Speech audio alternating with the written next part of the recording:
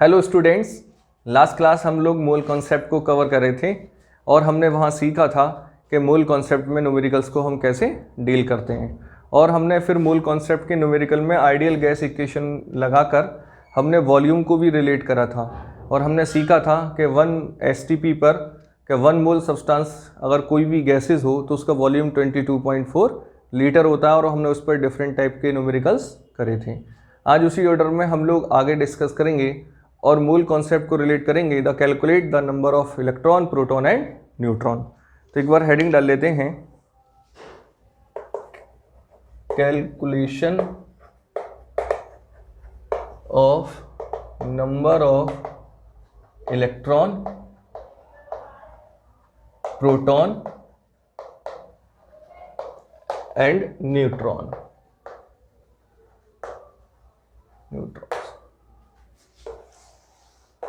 वैसे तो आप सब लोग इलेक्ट्रॉन, प्रोटॉन और न्यूट्रॉन को कैलकुलेट करना क्लास 9th में ही सीख चुके होंगे, फिर भी एक बार थोड़ा सा आइडिया ले लेते हैं और उसके बाद हम इन क्वेश्चनों को मोल्स में डील करेंगे। ठीक है ना। चलो, अगर मान लो कोई एक एलिमेंट X है और यहाँ कुछ उसका Z और यहाँ ये कुछ A। एक्चुअली मैं कहना क्या चाहता हूँ उसको आप अच्छी तरीके से समझ जाओ कि यहाँ A क्या होगा। A होता है मास नंबर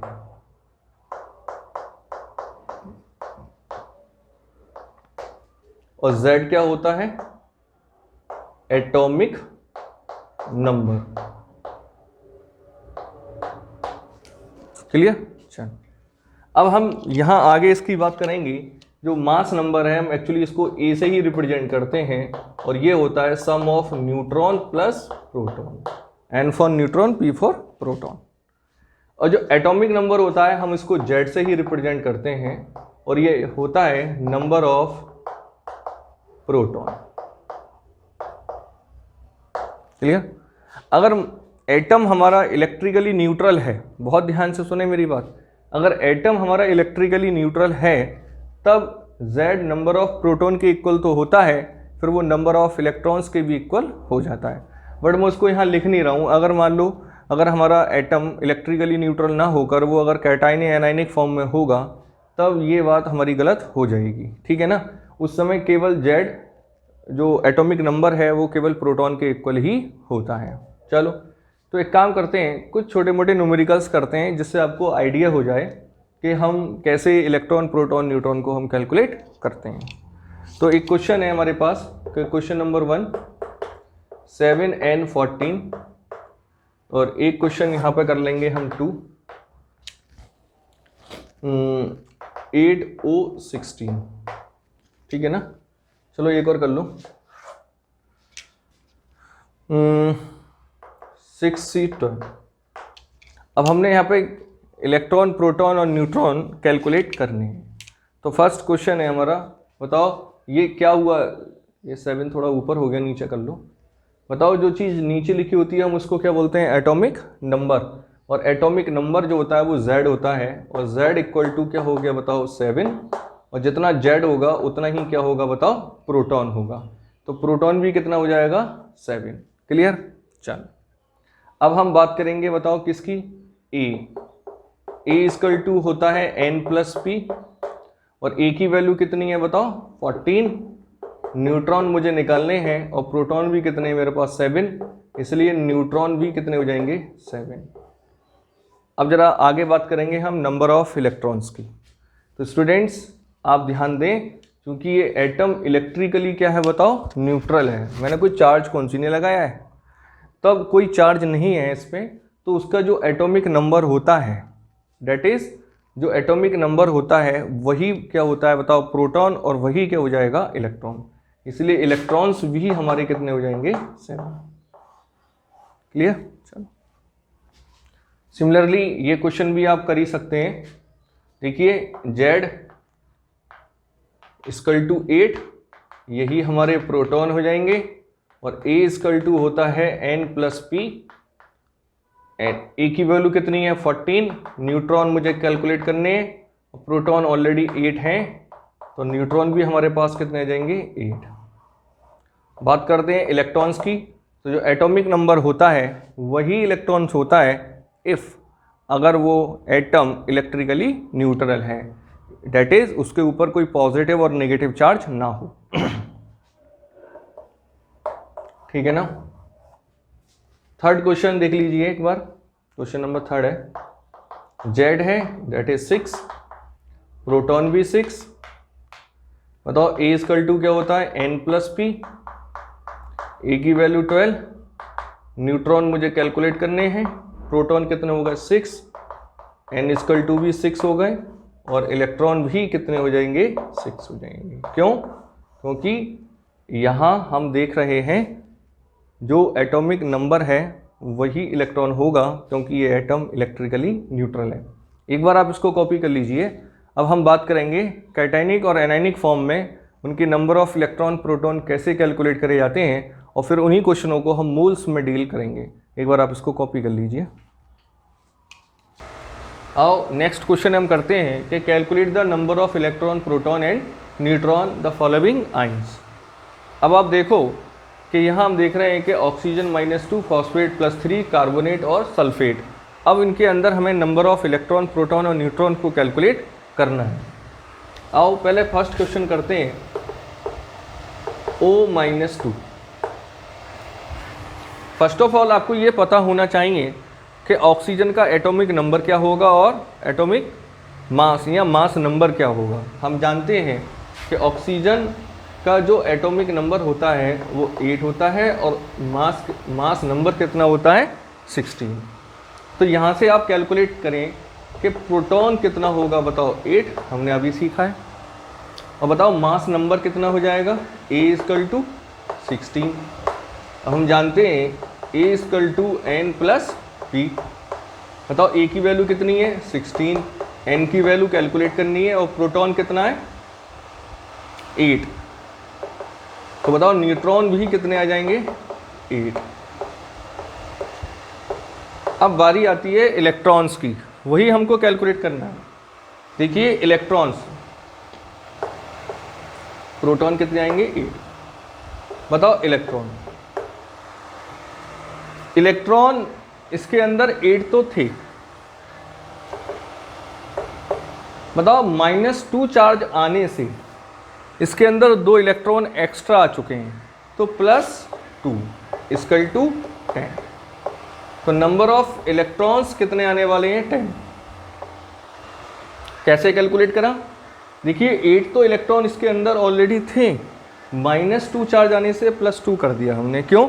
कि -2 का मतलब क्या है, इसने 2 इलेक्ट्रॉन ले चुके हैं। अगर प्लस होगा तो वो इलेक्ट्रॉन डोनेट कर चुका है, तो उस समय हम उतने इलेक्ट्रॉन को सब्ट्रैक्ट कर देंगे। नेक्स्ट क्वेश्चन देखिए, फास्फोरस +3। फर्स्ट ऑफ ऑल आपको ये पता होना चाहिए कि फास्फोरस के अंक का एटॉमिक नंबर क्या होता है और मास नंबर क्या होता है। तो ये होता है 15 फास्फोरस 31। क्लियर? तो बताओ इसके अंदर प्रोटॉन कितने हो जाएंगे 15। बताओ A = क्या होगा N + P। A की वैल्यू कितनी हो गई 31। बताओ न्यूट्रॉन कितने होंगे, कैलकुलेट करने हैं। प्रोटॉन 15, तो N = क्या हो जाएगा बताओ 16। अब बात करते हैं हम नंबर ऑफ इलेक्ट्रॉन्स की। बताओ इसके अंदर 15 इलेक्ट्रॉन्स तो ऑलरेडी थे, +3 आने से क्या हो गया -3 कर दो, = 12। इलेक्ट्रॉन्स कितने आ गए हमारे पास 12। क्लियर? देखिए आप लोग सोच रहे होंगे सर ये क्या करा रहे हैं 11th क्लास में। एक्चुअली स्टूडेंट्स आप लोगों को ये आना चाहिए, फिर इन्हीं क्वेश्चन को हम मोल्स में डील करेंगे। क्लियर है ना? एक बार आप देख लीजिए, इन दो में से एक क्वेश्चन मैं करूंगा और एक आपको करना है। ठीक है? मैं कार्बोनेट का करता हूं। देखिए कार्बोनेट CO3-2। अब आप देखिए यहाँ हमारे पास 3 एटम आ चुके हैं, कार्बन ऑक्सीजन, सॉरी 3 ऑक्सीजन और 1 कार्बन। नंबर ऑफ 4 एटम्स हैं हमारे पास।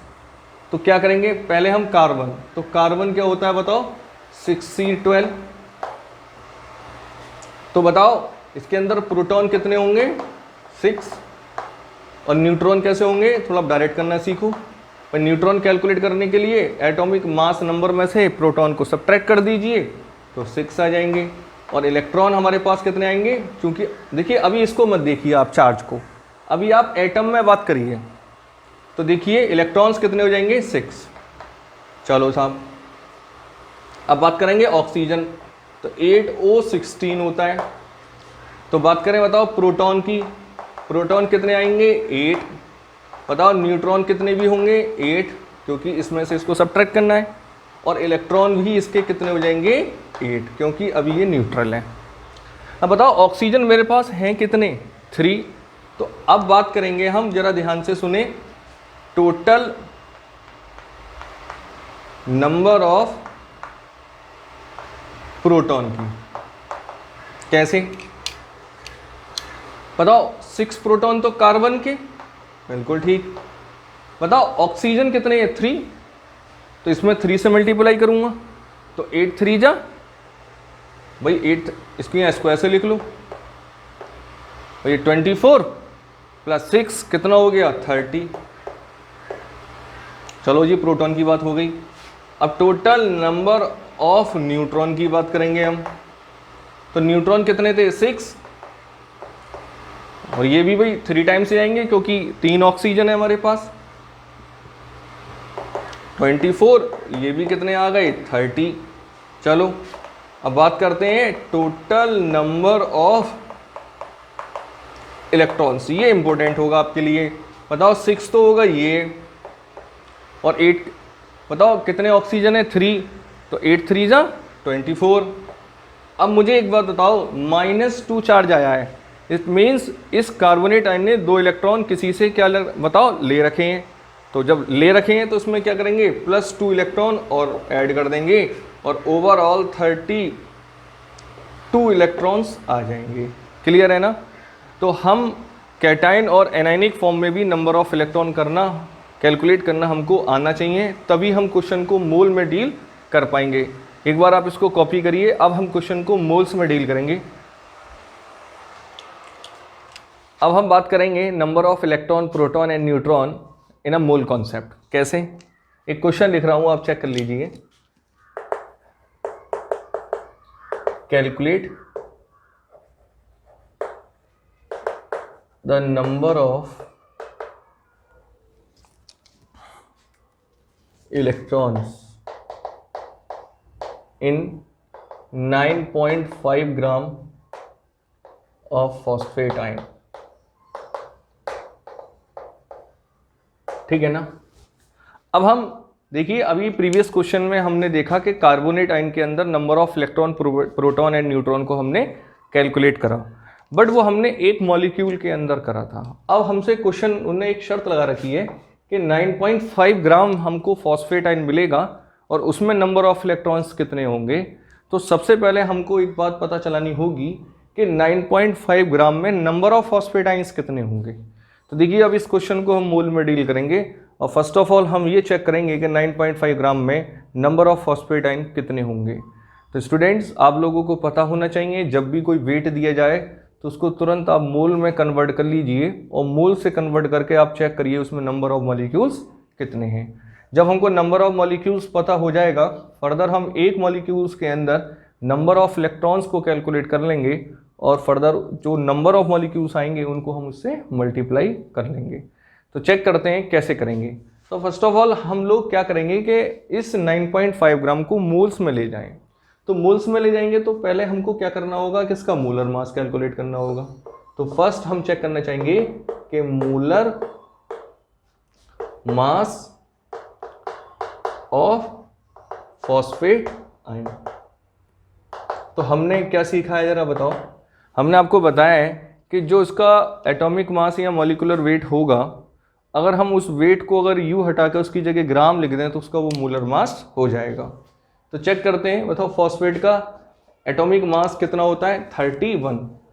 15 फास्फोरस 31 होता है, तो फास्फोरस का मास कितना हो गया 31 प्लस 4 × 16। ठीक है ना। तो आप देखेंगे ये तो 31 ही रहेगा, और ये हो जाएगा 64। ठीक है ना। आप इसको ऐड करें तो ये 95 ग्राम आ जाएगा। तो बताओ मोलर मास कितना आ गया, 95 ग्राम। अब हम अगर यहाँ पे मोल कैलकुलेट करें तो बताओ मोल इक्वल टू क्या हो जाएगा, मास अपॉन मोलर मास। तो मास कितना है बताओ, 9.5 अपॉन 95, ये आ जाएगा 0.1 मोल। क्लियर? चलो अब हम क्या करेंगे बताओ, तो हम लिखेंगे since 1 mole of phosphate ion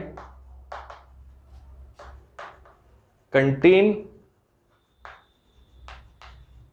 कितने पार्टिकल बताओ, एक मोल सब्सटेंस का कितने नंबर ऑफ पार्टिकल्स होता है, अवोगाद्रो के बराबर। तो 0.6.023 इंटू 10⁻23 आइंस। क्लियर है ना? चलो जी बताओ, जब 1 मोल में इतना है तो 0.1 मोल में कितना होगा, जस्ट मल्टीप्लाई हो जाएगी। बताओ कितना हो जाएगा, 0.1 मल्टीप्लाई 6.023 इंटू 10⁻23। कुछ नहीं होगा, एक डेसिमल अगर इसको हटाएंगे तो यहाँ 22 रह जाएगा। 6.023 into 22 ions of phosphate. Clear? चलो अब हम लोग क्या करेंगे बताओ, अब हमको पता चल चुका है कि हमारे पास इतने नंबर ऑफ फॉस्फेट आइंस हैं। तो अब हम ये कैलकुलेट करेंगे कि एक फॉस्फेट के अंदर नंबर ऑफ इलेक्ट्रॉन्स कितना होगा, और जस्ट उस नंबर ऑफ इलेक्ट्रॉन्स को हम मल्टीप्लाई कर देंगे इतने number of ions of phosphate से। कैसे? तो हम यहां कैलकुलेट करेंगे, बताओ कि calculate the number of electrons in phosphate ion. कैसे? बताओ फास्फोरस के अंदर कितने नंबर ऑफ इलेक्ट्रॉन्स होगा, भाई फास्फोरस का 15, फास्फोरस 31 होता है ना। तो बताओ फास्फोरस के अंदर इलेक्ट्रॉन्स कितने होंगे, कैलकुलेट करोगे 15। बताओ ऑक्सीजन कितने हैं हमारे पास, 4। एक ऑक्सीजन में कितने इलेक्ट्रॉन्स होते हैं, 8। तो बताओ 4 में कितने हो जाएंगे, भाई 4 इंटू 8 प्लस भाई -3 आ चुका है। -3 का मीनिंग क्या हुआ कि 3 इलेक्ट्रॉन ये ले चुका है, तो +3। तो ये 15, 64 प्लस 3 ऐड करो। 5 + 4 = 9 और 9 + 3 = 12, कैरी 1, 6, 7 और 8 इलेक्ट्रॉन्स। क्लियर? तो इसका मतलब 82 इलेक्ट्रॉन्स एक मॉलिक्यूल्स के अंदर है, एक आइंस के अंदर है फॉस्फेट के। तो हमारे पास नंबर ऑफ फॉस्फेट आइन कितने हैं ये, तो टोटल बताओ, total number of electrons in 9.5 gram of phosphate आइन। बताओ क्या होगा भाई, 32 तो एक में है यार, 32 आ रहा है बार बार, 82 और ये तो एक के अंदर है, और टोटल नंबर ऑफ कितने हमारे पास कि 6.023 इंटू 10⁻22 इलेक्ट्रॉन्स। आप इसकी मल्टीप्लाई करेंगे, ये आपका पार्ट है कैलकुलेशन का, आप इसकी जस्ट मल्टीप्लाई करके नंबर ऑफ इलेक्ट्रॉन्स को आप कैलकुलेट कर सकते हैं। एक बार इसको आप कॉपी कर लीजिए। अभी एक क्वेश्चन और आपको करा देते हैं, फिर मिलेंगे हम नेक्स्ट टॉपिक से। ठीक है, अब बात करेंगे हम सेकंड टाइप ऑफ क्वेश्चन, बल्कि टाइप तो नहीं करना चाहिए, इसी का एक दूसरा क्वेश्चन मैं आपको करा देता हूं जिससे आपकी प्रैक्टिस और अच्छी हो जाएगी। क्वेश्चन है नेक्स्ट कि calculate the number of electrons in 90 gram of ammonium ion. हमने 90 ग्राम अमोनियम आइंस के अंदर चेक करने हैं कि नंबर ऑफ इलेक्ट्रॉन्स हमारे कितने होंगे। तो फर्स्ट ऑफ ऑल वही हमने करना है कि 90 ग्राम में पहले तो हमें ये चेक करना है कि नंबर ऑफ अमोनियम आइंस कितने होंगे। तो अमोनियम आइंस निकालने के लिए पहले इसको हमें मोल में चेंज करना होगा, और मोल में चेंज करने से पहले हमें इसका मोलर मास कैलकुलेट करना होगा। तो हम बात करते हैं molar mass of ammonium ion equal to क्या होगा, बताओ। नाइट्रोजन का कितना होता है 14 + 4 ये हो गया 18, ठीक है ना। चलो अब बात करते हैं हम मोल। मोल्स इक्वल टू क्या होगा, mass upon molar mass, 90 upon 18 that is 5 मोल। चलो अच्छा, अगर मैं क्वेश्चन में ऐसे बोलूं कि number of electron, proton, neutron तीनों ही कैलकुलेट करो, तब भी कर सकते हैं। अभी चेंज कर लेंगे। फर्स्ट अब हमने पहले एक मॉलिक्यूल्स के अंदर या एक आइंस के अंदर हमने ये देखना है कि उसके अंदर नंबर ऑफ इलेक्ट्रॉन्स हैं कितने।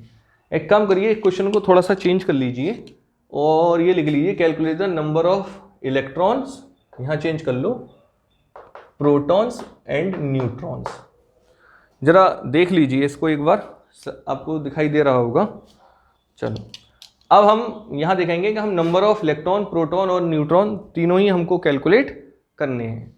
तो पहले हम नंबर ऑफ इलेक्ट्रॉन्स को कैलकुलेट कर लेते हैं कि नंबर ऑफ इलेक्ट्रॉन्स, बताइए नाइट्रोजन क्या होता है 7n14, तो नाइट्रोजन के अंदर नंबर ऑफ इलेक्ट्रॉन्स कितने होंगे 7। अब या प्लस इस चार्ज की टेंशन ना लो, पहले तो जितने भी एटम है उसके इलेक्ट्रॉन निकाल लो और जो अगर प्लस चार्ज है तो उतना सब्ट्रैक्ट कर दो, माइनस है तो उतना ऐड कर दो, जैसे कि अभी हम प्रीवियस क्वेश्चन में करते हुए आ रहे हैं। तो देखिए +4 हाइड्रोजन के, अब आप देखिए +1 चार्ज है तो इसका मतलब एक इलेक्ट्रॉन क्या हुआ है, लूज हो चुका है, तो -1। तो टोटल नंबर ऑफ इलेक्ट्रॉन तो होगा 10। एक आइंस की बात कर रहे हैं हम, नंबर ऑफ इलेक्ट्रॉन्स काय में बताओ भाई, बल्कि इसको पूरा ऐसे लिखो डाटा बना के कि number of electrons in ammonium ion, ठीक है ना। 7 + 4 - 1 = 10। चलो अब बात करें हम प्रोटॉन्स की, तो देखिए number of protons in ammonium ions, तो बताओ 7 प्रोटॉन तो नाइट्रोजन के हो गए और 4 हाइड्रोजन के हो गए, ये कितना होगा 11। चलो और अब बात करें हम न्यूट्रॉन्स की, नंबर ऑफ न्यूट्रॉन्स कितने हो जाएंगे बताओ, नाइट्रोजन के कितने अंदर होंगे 7, बताओ हाइड्रोजन के अंदर नंबर ऑफ न्यूट्रॉन्स कितना होता है। हाइड्रोजन के अंदर न्यूट्रॉन्स नहीं होता, क्यों नहीं होता कि 1H1, तो प्रोटॉन तो 1 हो गया, मास कितना हो गया 1, अगर हम न्यूट्रॉन निकालेंगे तो 1 - 1 दैट इज 0, तो ये तो सब 0 दैट इज 7। तो ये हमारे पास नंबर ऑफ इलेक्ट्रॉन, प्रोटॉन और न्यूट्रॉन आ चुके हैं। अब मैं ये देखना चाहता हूं कि मेरे पास नंबर ऑफ अमोनियम आइंस कितने हैं, तो यहां निकालेंगे हम, बताओ since 1 mole of ammonium ion contain कितना बताओ कि 6.023 × 10⁻23 आइंस। 1 मोल में तो इतने हैं। टोटल मोल्स कितने हैं हमारे बताओ, तो 5 मोल्स में कितने होंगे बताओ, 5 मोल्स ऑफ अमोनिया कितने कंटेन करेगा कि 5 × 6.023 × 10⁻23 आइंस। क्लियर है ना। चलो अब मुझे एक बात बताइए, इसको एक बार कैलकुलेट कर लेते हैं, और कैलकुलेट करने के लिए मैं क्या यूज करता हूं, कैलकुलेटर, बट आप लोग नहीं करोगे। 6.023 = 30.11, ये आएगा आपका 30.11 × 10⁻23 आइंस। बताओ ये आइंस काय के आ गए, नंबर ऑफ अमोनियम। तो मैं ये कह सकता हूं कि 90 ग्राम के अंदर मेरे इतने नंबर ऑफ आइंस आएंगे। अब मुझे बताओ एक अमोनियम आयन के अंदर नंबर ऑफ इलेक्ट्रॉन कितने हैं 10, तो इतने नंबर ऑफ आइंस के अंदर क्या होंगे भाई मल्टीप्लाई। तो हम यहां करेंगे कि नंबर ऑफ इलेक्ट्रॉन्स कितना हो जाएगा 10, भाई एक आइंस के अंदर 10 है, तो टोटल नंबर ऑफ आइंस इतने 330.11 × 10⁻23 तो आप अगर इसको मल्टीप्लाई करोगे तो एक पावर और बढ़ जाएगी, 30.11 into 10⁻24 electrons. Clear? First answer. अगर हम देखें नंबर ऑफ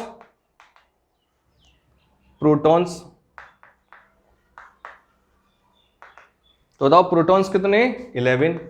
तो 11 इंटू 30.11 इंटू 10⁻23। आप इसकी मल्टीप्लाई, चलो मैं ही कर देता हूँ, मैं तो कैलकुलेटर यूज़ करूँगा, बट ये आ गया आपका 11 मल्टीप्लाई 30.11, ये आ जाएगा 331.21 इंटू 10⁻23 क्या आ जाएंगे आपके पास? ये प्रोटॉन। चलो अब बात करेंगे हम थर्ड न्यूट्रॉन्स की, है ना।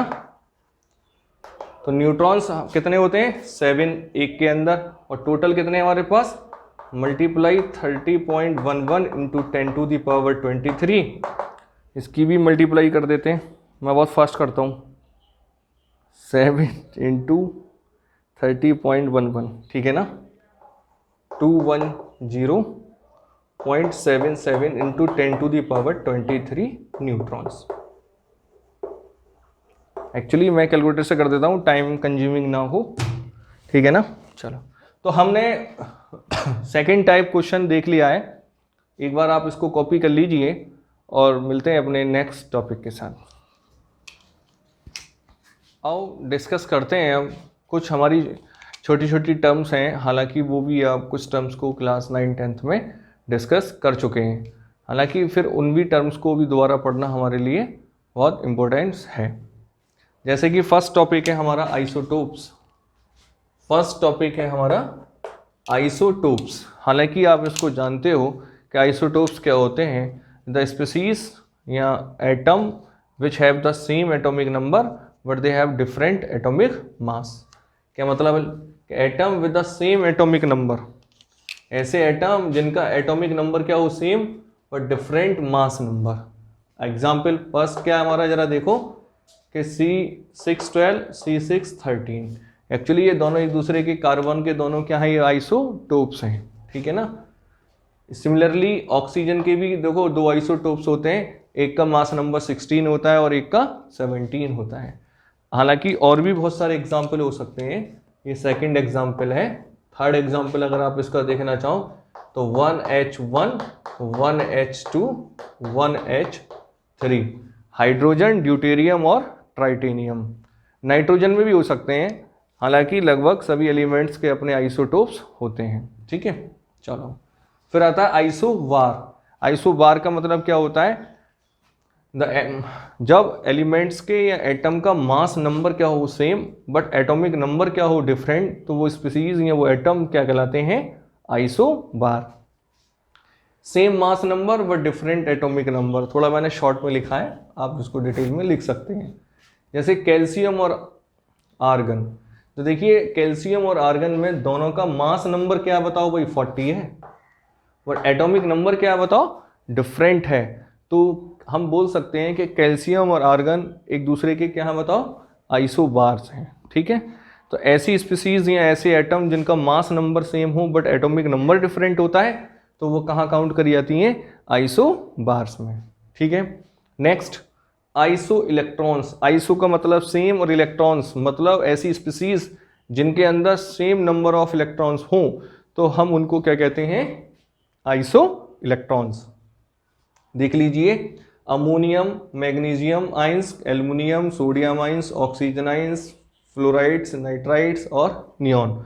अगर आप चेक करें तो यहाँ सबके अंदर टोटल नंबर ऑफ इलेक्ट्रॉन्स कितने आ रहे हैं? 10 आ रहे हैं। चेक कर सकते हैं, इसमें भी 10, यहाँ भी 10, यहाँ सब के अंदर कितने नंबर ऑफ इलेक्ट्रॉन्स हैं? 10। देखो कैसे, 7 नाइट्रोजन 4 हाइड्रोजन, 7 4 11 प्लस 1 एक चला गया, कितने रह गए? 10। मैग्नीशियम का एटॉमिक नंबर 12 होता है, प्लस 2 चले गए 10 इलेक्ट्रॉन। एल्युमिनियम का 13 होता है, प्लस 3 इलेक्ट्रॉन चले गए 10 इलेक्ट्रॉन। सोडियम का 11 एटॉमिक नंबर होता है, एक चला गया 10। ऑक्सीजन 8 होता है, -2 2 इलेक्ट्रॉन ले चुका है, 10 हो गए। फ्लोराइड का 9 होता है, 1 इलेक्ट्रॉन ले लेगा 10, 7 इसका होता है, 3 इलेक्ट्रॉन लेके 10, और नियॉन का ही एटॉमिक नंबर 10 है। तो आप देख सकते हैं ये सभी स्पीसीज क्या होती हैं, आइसो इलेक्ट्रॉन्स। तो ऐसे आयंस, एटम या मॉलिक्यूल जिनके अंदर सेम नंबर ऑफ इलेक्ट्रॉन्स होते हैं उन सभी को हम काउंट करते हैं आइसो इलेक्ट्रॉन्स में। ठीक है, नेक्स्ट, हालांकि आप 9th में आइसोटोप्स और आइसोबार पढ़े होंगे, 3rd, 4th और 5th पॉइंट आपके लिए थोड़ा सा नया रहेगा। नेक्स्ट टॉपिक क्या है हमारा, बताओ, आइसोटोन्स। बताओ आइसोटोन्स, टोन्स नाम से लग रहा है, टोन्स, न्यूट्रॉन्स, ठीक है। तो the species in which the same number of neutrons are called isotones. कैसे, हमने लिखा भी है the species which have the same number of neutrons. अब आप देखिए 8O16, 7 नाइट्रोजन 15, ये नाइट्रोजन का एक आइसोटोप्स है। वैसे 7N14 भी होता है और 15 भी होता है, तो वो दोनों एक दूसरे के क्या होंगे बताओ, आइसोटोप्स होंगे। तो हम 8O16 और 7N14 के अंदर अगर हम न्यूट्रॉन्स को कैलकुलेट करें तो दोनों के अंदर न्यूट्रॉन्स कितने आने वाले हैं, 8। कर लीजिए चाहो तो। बताओ न्यूट्रॉन्स कैसे निकालते हैं, मास नंबर में से एटॉमिक नंबर को सब्ट्रैक्ट करके। तो 16 - 8 = 8, तो नंबर अगर हम न्यूट्रॉन निकालें तो इसके अंदर भी 8, और 15 - 7 = क्या हो जाएगा, 8। ठीक है, चलो। तो जब न्यूट्रॉन्स इक्वल होते हैं तो आइसोटोन्स हो जाते हैं। क्लियर। आइसोस्टर बहुत इंपॉर्टेंट है, एग्जाम में खूब आता है। तो आइसोस्टर क्या होते हैं, जरा ध्यान से सुनो, कि the molecule in which the same number of electron as well as same number of atom, कि जब दो मॉलिक्यूल्स के अंदर एटम भी सेम हो और उनके अंदर नंबर ऑफ इलेक्ट्रॉन्स भी सेम हो, तब वो आइसोस्टर में। चेक करिए, देखो मैंने CO2 और N2O दोनों एग्जाम्पल में आप देखिए 2 और 1 3 एटम, 2 और 1 3 एटम, एटम भी सेम है। अब नंबर ऑफ इलेक्ट्रॉन्स को कैलकुलेट कर लीजिए, कार्बन में कितना होता है 6, ऑक्सीजन में 8, तो 2 में कितने होंगे 16, टोटल नंबर ऑफ इलेक्ट्रॉन्स होगा 22। सिमिलरली आप नाइट्रोजन में चेक करिए, 7 एक में होगा, 14 2 में होंगे, और एक ऑक्सीजन में 8, ये भी आपके कितने आ गए 22। तो स्टूडेंट्स हम लोगों ने ये कुछ छोटी छोटी डेफिनेशंस हैं, टॉपिक्स हैं जो आपके सिलेबस में भी हैं, तो इनको आपको आना चाहिए। एक बार आप इनकी कॉपी करिए, फिर मिलते हैं हम अपने नेक्स्ट टॉपिक से।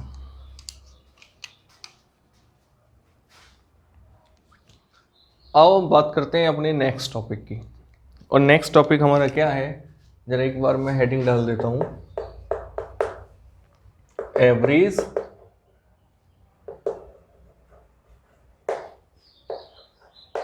Atomic mass of an isotopic mixture.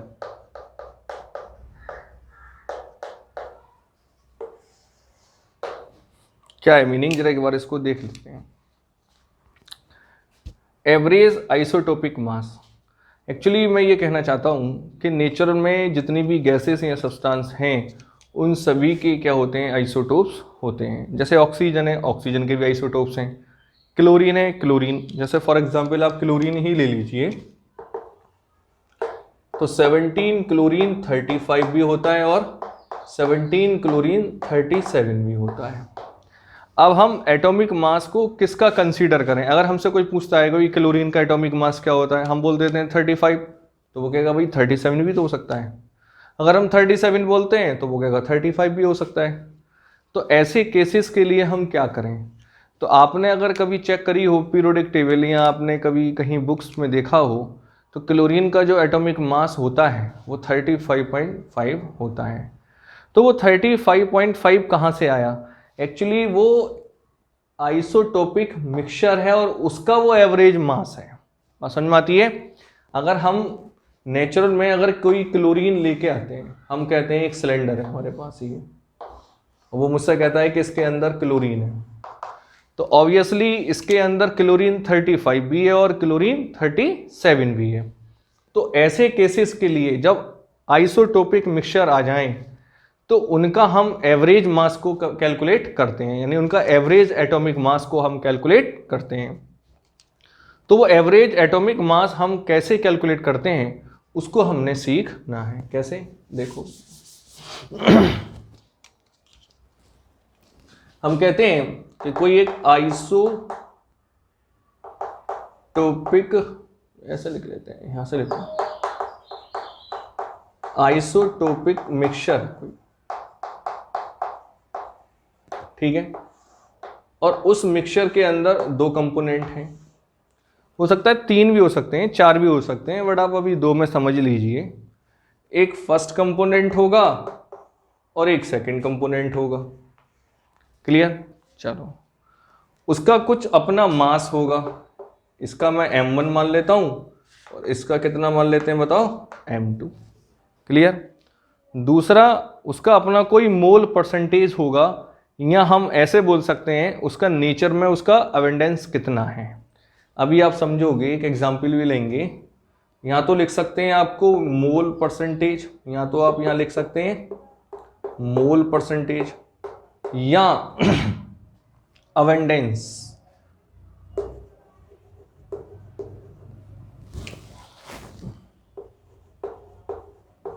उसका अवेंडेंस कितना है, तो हम मान लेते हैं इसका मोल परसेंटेज, सपोज करो यहाँ अवेंडेंस N1 है और इसका N2 है, तब उसका एवरेज आइसोटोपिक मास क्या होगा।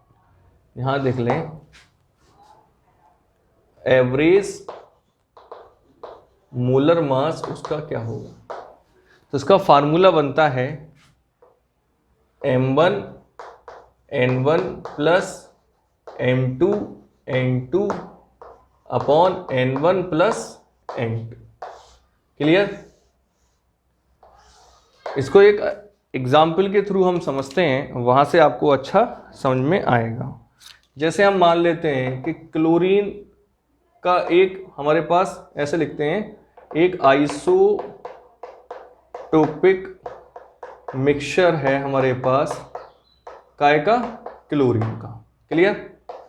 चलो, तो बताइए, क्लोरीन के 2 आइसोटोप्स हो सकते हैं। एक क्लोरीन होता है हमारा 17 क्लोरीन 35 और एक होता है 17 क्लोरीन 37। अब हम यहाँ ये देखना चाहते हैं, या हमको ये क्वेश्चन में दिया होता है कि इस 35 क्लोरीन और 37 क्लोरीन का अवेंडेंस होता कितना है। तो देखिए, ये तो आप ऑब्वियसली यहाँ से मोलर मास निकाल ही सकते हैं, मोलर, बल्कि एटॉमिक मास, मोलर मास। बताओ इसका कितना होगा, 35, और इसका कितना होगा बताओ, 37। क्लियर? आपको क्वेश्चन में उसका अवेंडेंस या मोल परसेंटेज गिवन होगा, ऐसा नहीं है कि आपको हर एक का पता हो, नहीं, आपको क्वेश्चन में दिया होगा, तब आप उसका क्या निकालेंगे बताओ, एवरेज आइसोटोपिक मास। तो जो क्लोरीन 35 होती है उसका परसेंटेज या मोल परसेंटेज या अवेंडेंस जो होता है, जगह का मैं लिख देता हूं,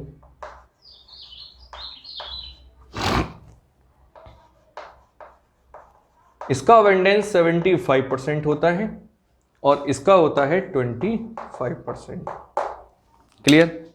आप इसकी टेंशन ना लें, आपको मोल परसेंटेज या अवेंडेंस, अवेंडेंस का मतलब ये है कि नेचर में जो क्लोरीन होती है उसके अंदर 25% तो 37 वेट वाली होती है और 75% किसका होता है बताओ, 35 एटॉमिक मास वाली क्लोरीन का होता है।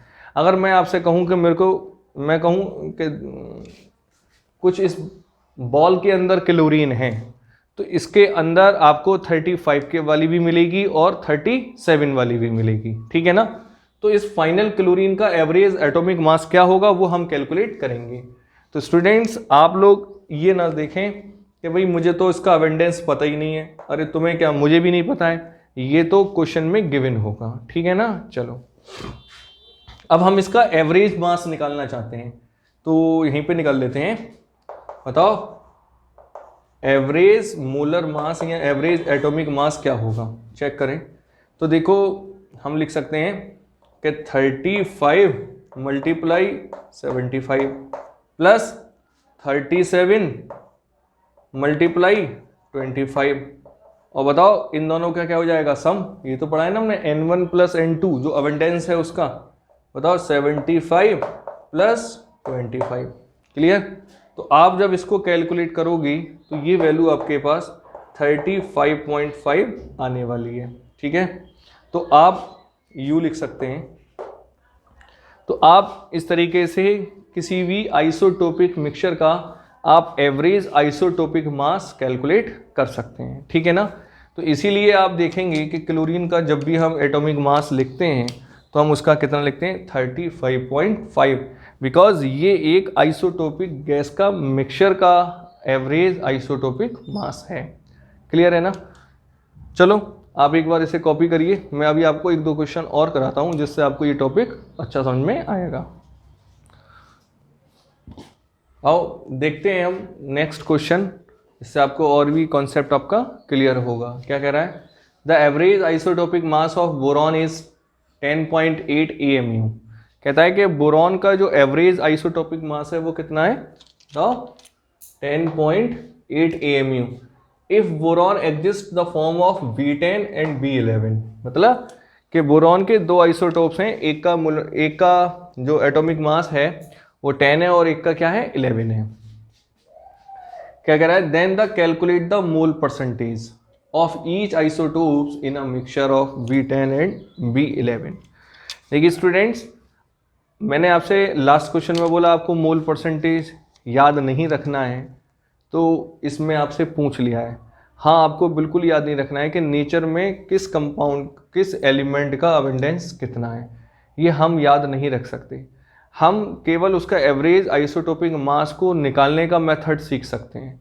तो आज इस क्वेश्चन में हमको उसने एवरेज आइसोटोपिक मास दे रखा है और ईच आइसोटोप्स के भी मास दे रखे हैं, बट आपसे अब क्या पूछा है उसने कि उसका मोल परसेंटेज क्या है, कि उसका अबंडेंस क्या है। देखिए मोल परसेंटेज और अबंडेंस बात एक ही है कि उसका अबंडेंस कितना है नेचर में या उसका मोल परसेंटेज कितना है। ठीक है ना। चलो, तो हमको क्या दे रखा है उसने आज, देखिए क्वेश्चन में क्या वो कह रहा है, बोरॉन और इसका जो एवरेज आइसोटोपिक मास है वो 10.8 AMU है। और वो कह रहा है कि इसके दो आइसोटोप्स हैं। एक आइसोटोप्स कितना है बताओ, V10 है, और एक कितना है बताओ, V11 है। बताओ बात क्लियर है ना। चलो अब हमने क्या करना है बताओ भाई, मोलर मास तो इसका 10 ही होगा, इसका 11 होगा, लिखने से कोई फायदा है नहीं।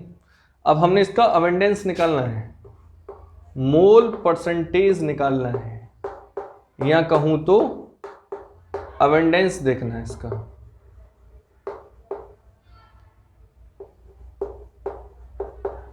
ठीक है ना, कि नेचर में इसका कितना अबंडेंस है। तो सेंस मैं आपको एक बात कहना चाहता हूं, और वो आप ध्यान से मेरी बात सुनिए, कि भाई परसेंटेज तो 100 हो सकती है, इन दोनों का टोटल अबंडेंस तो 100 ही होगा ना। अभी लास्ट एग्जांपल हमने क्लोरीन का देखा कि एक 75 था तो दूसरा 25 था। क्लियर। तो इसमें से अगर मान लो किसी एक का मैं x मानूंगा तो दूसरे का कितना हो जाएगा, 100 माइनस एक्स। क्लियर है ना। चलो, तो मैं ये कहूँ कि अगर मैं इसका x परसेंटेज मानूंगा तो बताओ इसका कितना बचेगा, 100 माइनस एक्स। क्लियर। चलो जी, अब हम क्या करेंगे बताओ, अपनी कैलकुलेशन लगा लेंगे। क्या होता है फार्मूला, m एवरेज, यानी एवरेज एटॉमिक मास कितना होता है बताओ, कि m1 n1 plus m2 n2 upon n1 plus n2। Clear. चलो, तो बताओ ये हमको गिवन है कितना, 10.8। चलो जी, m1 कितना है 10, n1 कितना है x, ये 10 यहां से आ गया ना मोलर मास, इसका क्या होगा 11 प्लस 11 और इसका कितना है 100 minus x. n1 plus n2, अगर हम इन दोनों को सम करें तो फाइनली क्या हो जाएगा बताओ, x प्लस 100 माइनस एक्स, ये तो 100 ही बचा। इसकी मल्टीप्लाई इधर कर दो तो 1080 आ जाएगा। क्लियर? ये आ जाएगा 10x प्लस 1100 माइनस 11x। तो आप देखेंगे यहाँ से ये कितना x बचेगा, केवल x ही बचेगा, और ये इधर से सब्ट्रैक्ट होगा तो 20 आ जाएगा। तो x इक्वल टू कितना आ जाएगा, 20।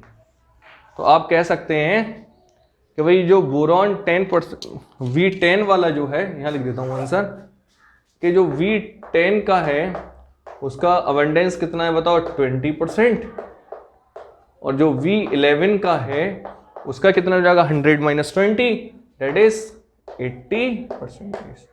ठीक है स्टूडेंट्स, तो आज हम लोगों ने यहाँ पे क्या करा है बताओ, एवरेज आइसोटोपिक मास को भी हम कैलकुलेट करना सीख चुके हैं। अगर आप देखें तो एनसीईआरटी में काफ़ी इसके क्वेश्चंस हैं, आप लोग उनको करिए, और उन क्वेश्चनों को करोगे जितना आप, तो उनको आप और अच्छा ये टॉपिक आपको समझ में आने लगेगा। ठीक है ना? तो एक बार इसको आप कॉपी कर लीजिए। मिलते हैं अपने नेक्स्ट टॉपिक से। अब बात करते हैं अपने नेक्स्ट टॉपिक से, जिसका नाम है वेपर डेंसिटी।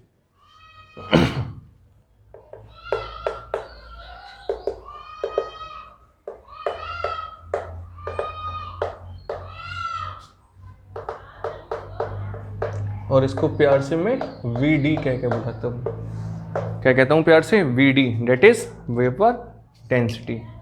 तो एक्चुअली में वेपर डेंसिटी होता क्या है कि the density of gas with respect to hydrogen, कि किसी भी गैस की डेंसिटी किसके रेस्पेक्ट में, हाइड्रोजन के रेस्पेक्ट में जो होती है, उसी को हम क्या बोलते हैं बताओ, वेपर डेंसिटी। तो एक बार इसको मैं थ्योरी फॉर्म में लिख देता हूँ। क्या लिखेंगे? द डेंसिटी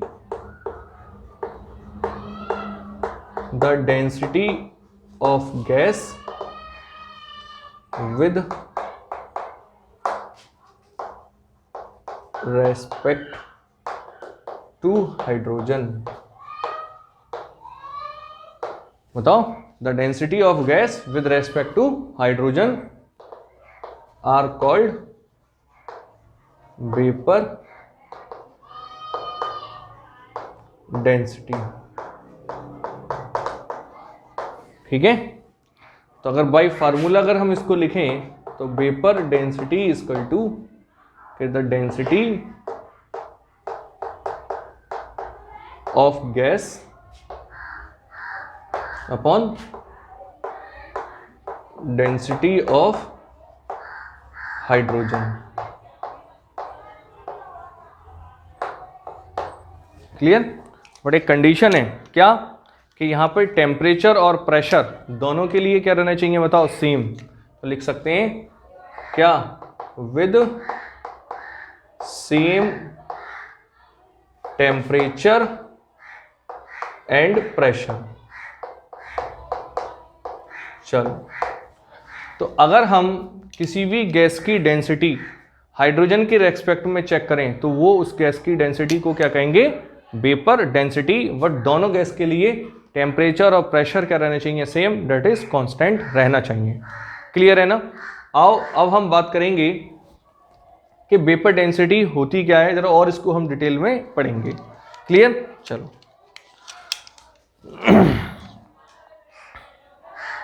तो हम बात करेंगे कि डेंसिटी फॉर आइडियल गैस, कि हम वेपर डेंसिटी चेक करना चाहते हैं एक आइडियल गैस की।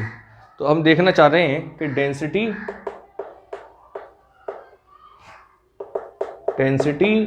For ideal gas. ठीक है ना? तो डेंसिटी फॉर आइडियल गैस क्या होगी, उसको जरा एक बार हम चेक कर लेते हैं। तो हम जानते हैं कि आइडियल गैस इक्वेशन क्या होती है कि PV इक्वल टू nRT। क्या होती है? PV equal to nRT। बताओ यहाँ n क्या होता है, नंबर ऑफ मोल्स, और नंबर ऑफ मोल्स को हम कैसे कैलकुलेट करते हैं बताओ, मास अपॉन मोलर मास। तो इसको लिख लेंगे PV इक्वल टू, मास को मैं W से लिख देता हूँ और मोलर मास को मैं कैपिटल M से लिख देता हूँ, इंटू RT। क्लियर? एक काम करो, इस M को इधर पहुँचा दो, V को इधर, तो ये हो जाएगा PM इक्वल टू W/V/RT। बताओ वेट अपॉन वॉल्यूम क्या हो जाता है? डेंसिटी। तो हम लिख सकते हैं कि PM = DRT। क्लियर? चलो जी, अब हम यहां से डेंसिटी ऑफ गैस, भाई P क्या है? प्रेशर, और T temperature, R universal gas constant. अब D और M क्या है? M होगा मोलर मास ऑफ गैस, क्योंकि हम एक आइडियल गैस की बात कर रहे हैं। यहाँ हम लिख सकते हैं, इसको लिख सकते हैं वेट ऑफ गैस, तो molar mass of gas, weight of gas तो वॉल्यूम ऑफ गैस होगा ये मास ऑफ गैस। ठीक है, तो ये भी गैस हो जाएगा और ये भी गैस हो जाएगा। तो अगर मैं डेंसिटी ऑफ गैस निकालूं कि डेंसिटी ऑफ गैस कितना होगा, तो आप यहां से निकाल सकते हैं। कैसे बताओ? PM, M क्या है? Molar mass of gas upon RT। बताओ जिस तरीके से मैंने डेंसिटी ऑफ गैस कैलकुलेट करा है, उसी तरीके से मैं हाइड्रोजन का भी कैलकुलेट कर सकता हूं। कैसे? कि density of hydrogen is goes to क्या होगा? बताओ, pressure into molar mass of hydrogen upon RT। Clear? चलो आओ यहीं से कर लेते हैं, यहीं से कर लेते हैं, इतना काफी है स्पेस। अब बताओ मैं वेपर डेंसिटी कैलकुलेट करना चाहता हूं। जरा आप देखिए, वेपर डेंसिटी कैसे? बताओ क्या लिखा है? डेंसिटी ऑफ गैस, और डेंसिटी ऑफ गैस कितना है? बताओ कि P molar mass of gas upon RT। Clear? चलो अब जब मैं डिवाइड करूंगा डेंसिटी ऑफ हाइड्रोजन से, तो क्या होगा? बताओ, RT तो ऊपर पहुंचेगा, अपॉन में क्या आएगा? बताओ, pressure upon molar mass of hydrogen. बताओ RT से RT कैंसिल, प्रेशर से pressure cancel, molar mass of hydrogen कितना होता है? 2। तो बताओ वेपर डेंसिटी क्या आ गया मेरा? कि molar mass of gas upon 2। तो जरा यहां से आप मोलर मास ऑफ गैस को कैलकुलेट लिखेंगे तो 2 इंटू वेपर डेंसिटी। तो स्टूडेंट्स आप लोग यहां से क्या समझे? अगर मुझे किसी भी गैस की वेपर डेंसिटी दे रखी है और उसमें 2 से मैं मल्टीप्लाई कर दूं, तो उस गैस का मैं क्या कैलकुलेट कर सकता हूं? Molar mass. ठीक है ना? तो इस बेसिस पर हम आगे न्यूमेरिकल करेंगे। अभी हाल फिलहाल आपको समझाना था। तो ओवरऑल हम क्या समझे हैं कि वेपर डेंसिटी क्या होता है? कि the density of gas with respect to hydrogen, कि किसी भी गैस की डेंसिटी हाइड्रोजन के रेस्पेक्ट में क्या है, उसी को हम बोलते हैं वेपर डेंसिटी।